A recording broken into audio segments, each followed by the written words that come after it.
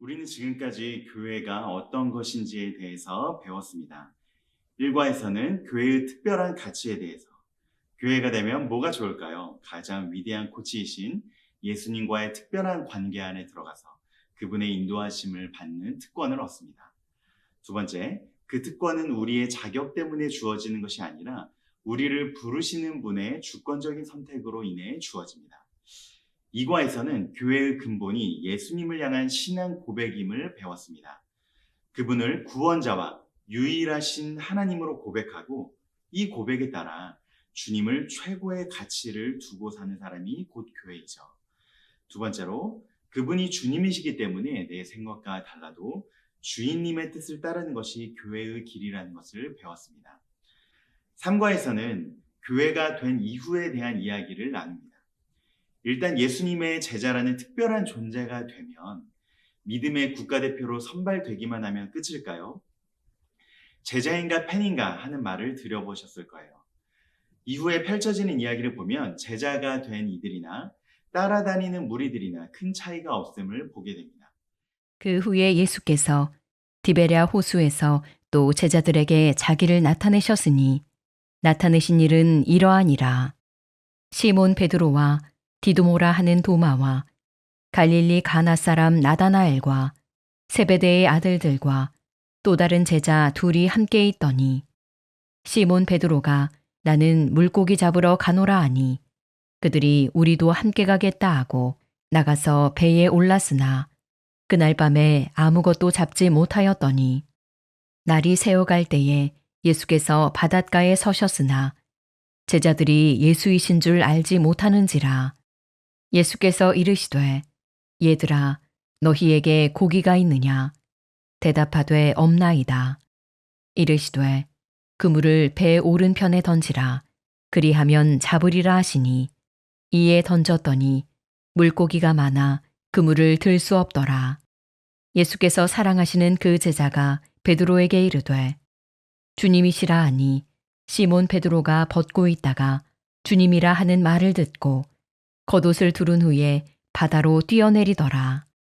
다른 제자들은 육지에서 거리가 불과 한 50칸쯤 되므로 작은 배를 타고 물고기 든 그물을 끌고 와서 육지에 올라보니 숯불이 있는데 그 위에 생선이 놓였고 떡도 있더라.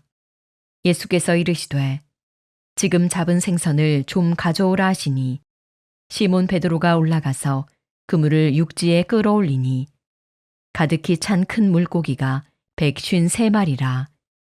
이같이 많으나 그물이 찢어지지 아니하였더라.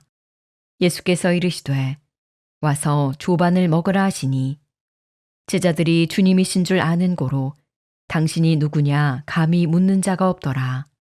예수께서 가셔서 떡을 가져다가 그들에게 주시고 생선도 그와 같이 하시니라. 이것은 예수께서 죽은 자 가운데서 살아나신 후에 세 번째로 제자들에게 나타나신 것이라. 그들이 조반 먹은 후에 예수께서 시몬 베드로에게 이르시되 요한의 아들 시몬아 내가 이 사람들보다 나를 더 사랑하느냐 하시니 이르되 주님 그러하나이다. 내가 주님을 사랑하는 줄 주님께서 아시나이다. 이르시되 내 어린 양을 먹이라 하시고 또 두 번째 이르시되 요한의 아들 시몬아 내가 나를 사랑하느냐 하시니 이르되 주님 그러하나이다. 내가 주님을 사랑하는 줄 주님께서 아시나이다. 이르시되 내 양을 치라 하시고 세 번째 이르시되 요한의 아들 시몬아 내가 나를 사랑하느냐 하시니 주께서 세 번째 내가 나를 사랑하느냐 하심으로 베드로가 근심하여 이르되 주님 모든 것을 아시오매 내가 주님을 사랑하는 줄을 주님께서 아시나이다. 예수께서 이르시되 내 양을 먹이라. 사역이 진행되어 가며 예수님께서 점차 자신의 정체를 드러내십니다. 사람들은 자기가 바라던 구원자의 모습과 예수님이 다르다는 것을 알고는 실망하며 떠나가요. 너희도 떠나려느냐? 라고 물으실 때 제자들은 생명의 말씀이 여기 있사오니 우리가 어디로 가겠습니까?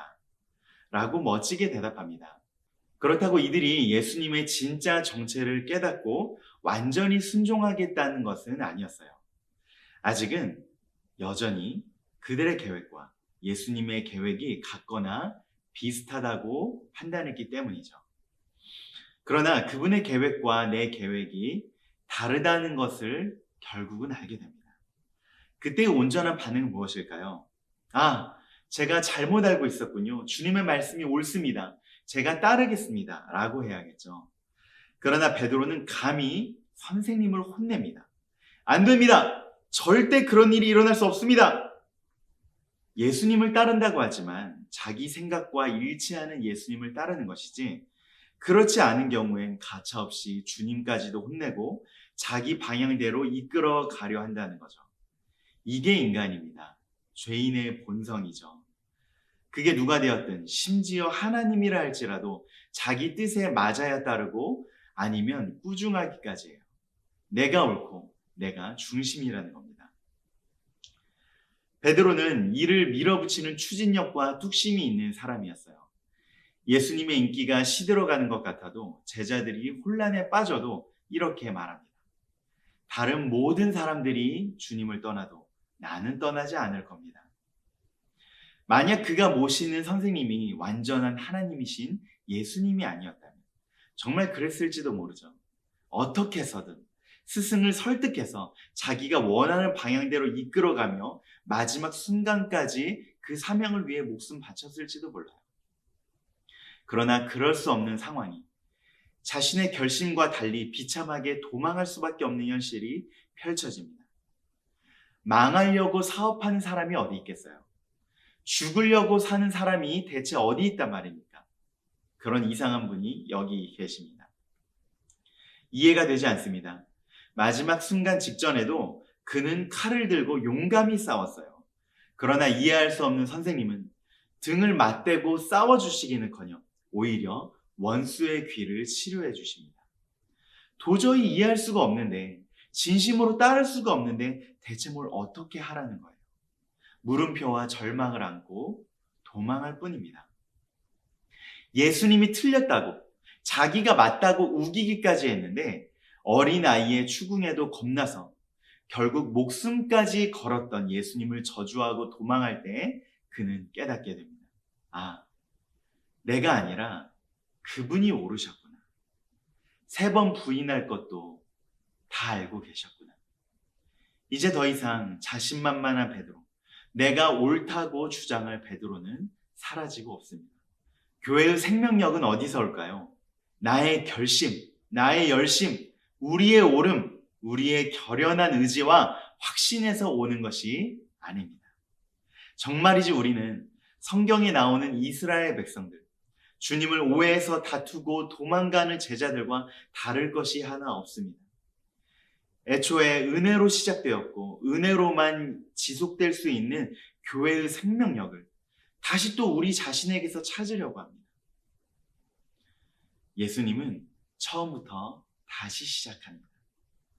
고기가 많이 잡히는 대자뷰를 재현하시고 다시 함께 밥을 먹고 다시 또 사랑을 확인하시고 다시 사명을 부여하십니다.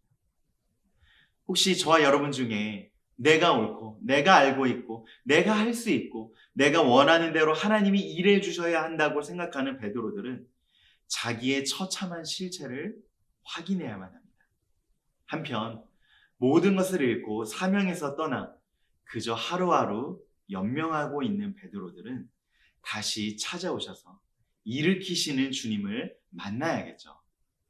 우리 모두에게는 은혜가 필요합니다. 교만한 나를 겸손케 하는 은혜, 자격 없는 나를 일으키시는 은혜. 교회의 생명력은 오직 예수님으로부터만, 은혜로부터만 나옵니다. 이 은혜에 감복되고 이 은혜를 의지하고 은혜를 갈망하면서 매일 새 힘을 얻고 닥쳐오는 위기를 이겨내는 것입니다. 처음부터 마지막까지 은혜밖에 없습니다. 우리 아이들이 교회로 다시 태어나는 것, 20, 30년 후에 지금 이 자리에 서서 교회를 계승하는 인물로 자라가기 위해서는 은혜밖에 없습니다. 우리가 잘 가르치거나 상황이 그렇게 되거나 아이들의 믿음이 특심해서가 아니라 오직 하나님의 은혜로 우리 아이들은 교회로 거듭날 것입니다. 하나님 나라를 계승하고 세워가는 그 나라의 반석, 베드로가 될 것입니다. 두 번째, 은혜와 회복에는 명확한 방향성이 있습니다. 내리사랑과 비슷해요. 부모가 자녀에게 주는 사랑은 대가를 바라는 사랑이 아닙니다. 그러나 부모의 사랑을 온전히 받은 사람은 나중에 가정을 이루고 똑같은 방향으로 자녀를 향해 사랑과 헌신을 하게 됩니다.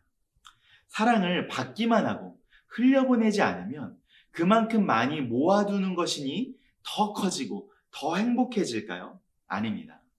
사랑이 가진 신기한 법칙은 사랑을 할 때, 흘려보낼 때 더 풍성해지고 더 깊어진다는 것입니다. 사의 바다처럼 받고 또 받기만 하면 썩고 죽습니다. 오늘 말씀을 보면 처음에도 그랬듯이 주님은 자격 없는 자를 조건 없이 찾아오십니다. 사랑해 주십니다. 그렇게 우리의 죄책감, 무기력함, 비관적인 자존감, 슬픔, 고통 이 모든 것을 회복시켜 주십니다. 그렇게 회복되면 우리는 다시 어둠에서 헤어나와 빛을 가지고 살 수 있게 됩니다.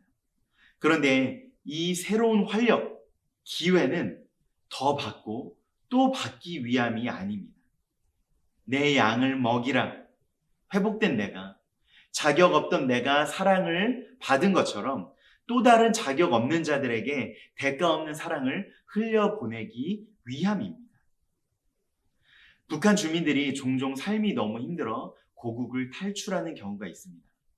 이후에도 계속 어려운 삶이 펼쳐지긴 하지만 그래도 입에 풀칠이라도 하면서 배는 덜 굽는 조금은 더 나은 삶을 살아가죠. 그러다 복음을 만나면 인생에 대한 새로운 관점을 얻는 은혜가 베풀어집니다. 복음은 우리를 회복시키죠. 우리에게 더 풍성한 삶을 주죠. 그런데 이해할 수 없는 일들이 벌어져요. 더 나은 삶을 위해서 탈출한 그분들이 복음을 만나 더 나은 삶을 꿈꾸게 된 이들이 다시 고국으로, 고통으로, 고생으로 돌아가는 역설이 일어납니다. 왜일까요? 내 양을 먹이라는 주님의 음성을 따르기 위해서입니다. 만약 힘들게 살던 누군가가 복음을 만나 더 나은 삶을 살게 되었는데 그 나은 삶이 자기 혼자만 나아지는 삶이라면 그는 종교적 위안을 얻어 마음이 더 건강해졌다고는 말할 수 있어도 십자가를 지신 예수님, 베드로를 찾아가 내 양을 먹이라고 말씀하신 그 예수님을 만났다고는 말할 수 없습니다. 기독교가 주는 은혜, 회복에는 분명한 방향성이 있기 때문이에요. 나 자신을 위해 더 받고 나를 더 건강하게, 나를 더 행복하게 자기 감옥에 스스로를 가두는 것은 복음이 하는 일이 아닙니다. 하나님을 사랑하고 이웃을 사랑하는 삶으로의 초대.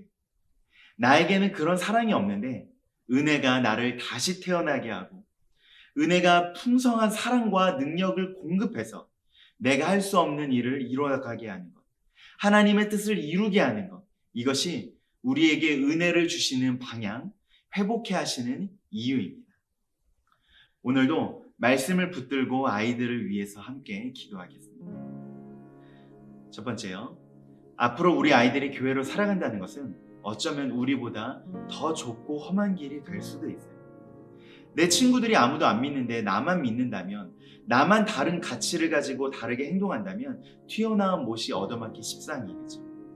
괴짜 같고 바보 같아서 주저하게 되고 포기하고 싶을 거예요. 어쩌면 몇 주, 몇 달, 몇 년을 교회를 떠날 수도 있겠죠. 베드로처럼. 그러나 우리 주님, 우리 아이들을 포기하지 말아 주십시오. 신앙에서 끊어진 아이들을 주님이 다시 찾아가 주십시오. 부모인 우리가, 교사인 우리가 예수님이 되어서 그들을 찾아가 주님의 사랑을 경험하게 하여 주시옵소서.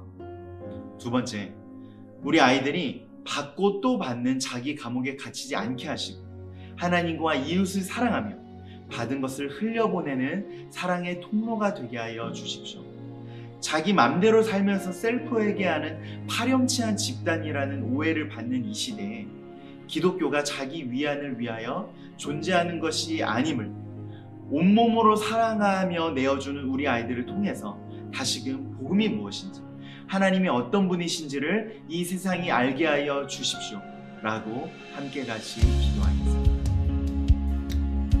우리를 찾아와서 새로운 기회로 회복하여 주시는 하나님 아버지, 오늘도 나를 찾아오시는 그 주님의 은혜가 내가 나될 수 없고 내가 하나님의 자녀일 수 없고 내 안에 예수 그리스도의 심장을 가지고 누군가를 사랑하며 복음으로 섬기는 이 일을 우리는 시작조차 할 수 없었음을 기억합니다. 그러나 시작조차 할 수 없는 이 경주를 주님께서 우리에게 찾아와 시작하게 하셨고, 때로는 중도 포기하게 되고 다른 길로 눈을 돌려 이탈하게 되는 우리를 주님께서 은혜로 계속해서 붙잡아 주시니, 하나님, 이 경주의 모든 것이, 이 경주의 마지막 종착점에 이르기까지 모든 것이 은혜임을 고백합니다.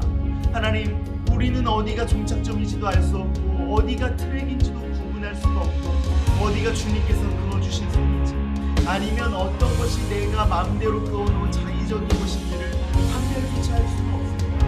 그러나 주님의 밝은 진리가 우리에게 무엇이 하나님의 뜻이고 무엇이 우리의 악한 본성인지를 구분할 수 있게 하시고, 하나님은 알아도 기꺼이 따르고자 순종하는 마음이 없는 우리에게 주님의 마음을 주시고 주님과 같은 마음을 주시고 그 방향을 향하여서 계속해서 달려갈 수 있는, 이 다름박질을 지속할 수 있는 동력을 주님께서 우리에게 주시는 분이심을 고백합니다.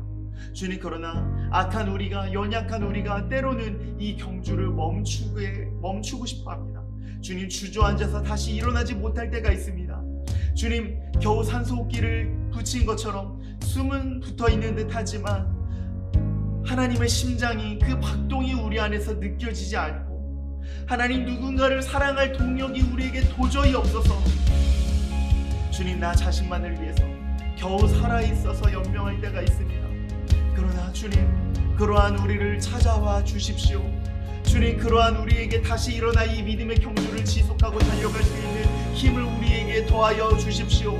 주님, 다시금 내가 안전하게 느끼는 나만의 집, 하나님도 없고 이웃도 없는 주님, 나만의 집 안에서 잘못된 평안과 위안을 가지고 살아가고 있을 때, 주님, 우리에게 이 거짓된 집을 박차고 나아가서 다시금 주님과 함께 경주하게 하여 주시고, 주님이 가셨던 그 길을 우리가 믿음으로 따라 걸어가게 하여 주시옵소서. 하나님, 우리 아이들이 똑같이 이 길을 걸어가는 것에는 어쩌면 시대적으로, 환경적으로 더 어려울지 모릅니다. 주님, 믿음의 동료가 없어서 마치 나 혼자만 이 길을 착각하며 미련하게 걷는 것처럼 주님, 포기하고 싶은 충동이 정말 자주 될 것입니다. 그러나 주님께서 날마다 주님께서 그러한 순간순간마다 우리 아이들을 찾아와 주십시오. 주님께서 날마다 우리 아이들을 찾아가 주셔서 주님, 우리 아이들 혼자 걷고 있지 않음을, 주님께서 우리 아이들의 손을 잡고 이 믿음의 경주를 함께 걸어가지고 계심을 아이들이 확인할 수 있도록 하여 주십시오. 주님, 때로는 자꾸 넘어지고 주님을 배반하고 떠나서 양심의 가책으로 마귀가 더 이상 너는 그리스도의 제자가 아니야, 너는 이제 교회가 아니야 라는 그런 잘못된 것들을 우리 안에 심어줄 수가 있을 것입니다. 그럴 때 주님, 우리에게 다시 찾아와 주십시오. 넘어져도 괜찮다고, 다시 일어나면 된다고, 애초부터 너에게 그 자격이 있었던 것이 아니라 너의 손을 잡고 일으키는 나의 의지로 인하여서, 나의 변치 않은 소망으로 인하여서 네가 이 자리에 있음을 주님 기억할 수 있도록 도와주십시오. 다시 우리 아이들을 찾아가서 따뜻하게 밥을 먹자고 말씀해 주십시오. 다시 우리 아이들을 찾아가서 내가 나를 사랑하느냐고 주님, 우리 안에 있는 주님의 사랑을 확인하여 주십시오. 주님, 그리고 다시금 우리에게 오셔서 내 양을 먹이라고 주님, 다시금 주님이 걸어가셨던 그 소명의 길로, 사명의 길로, 하나님 나라를 세워가는 길로 우리를 초대하여 주셔서 하나님, 우리 아이들이 이 복음을 계승하고 이 하나님 나라를 계속해서 세워가는 당신의 나라의 기둥이 되게 하시고 당신의 교회가 세워지는 단단한 반석이 베드로가 되게 하여 주시옵소서. 하나님, 사랑하는 우리 아이들이 주님의 양을